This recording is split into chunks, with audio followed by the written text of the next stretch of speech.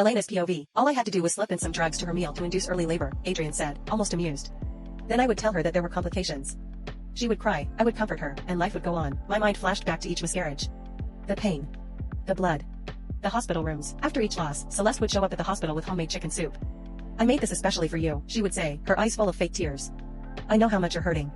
I'm here for you, sis. She would stay the night, sleeping in the chair beside my bed, holding my hand whenever I woke up crying. Adrian would be there too, stroking my hair, whispering, we'll try again. We'll have our baby. I promise. I had believed them both. My hand shook violently. I bit down harder on my palm to keep from screaming. They had poisoned me 4 times. Are you really going to divorce her when my womb is cured?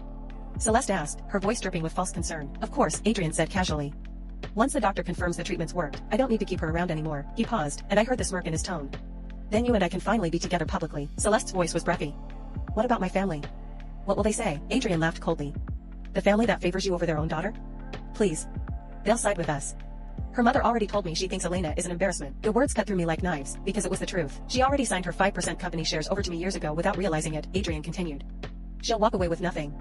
She has no friends, no support system. After the divorce, she'll have nothing and no one. She'll probably end up back in some countryside hovel where she belongs. Celeste furrowed her eyebrows. How do you plan on doing that? Adrian chuckled coldly. Next week, we'll throw a huge party to announce your pregnancy to everyone important, my business partners, your family, and so much more, he continued. Then I'll have something slipped into her champagne. Then halfway through the party, Marcus will find her in one of the upstairs rooms in a compromising position with some strange men. Celeste gasped. You're going to frame her? She'll be too drugged to know what's happening. Marcus will make sure there are photos. By the end of the party, everyone will believe Elena Moretti cheated on her devoted husband at a party celebrating her sister's pregnancy. That's brilliant, Celeste breathed. Everyone will think she's the villain. Exactly. The divorce will be clean, and she'll get nothing. Adrian's voice dripped with satisfaction. My heart pounded so hard I thought it would burst through my chest. He was going to drug me, frame me, and take everything. Their moans filled the silence again. I backed away from the car slowly, careful not to make a sound.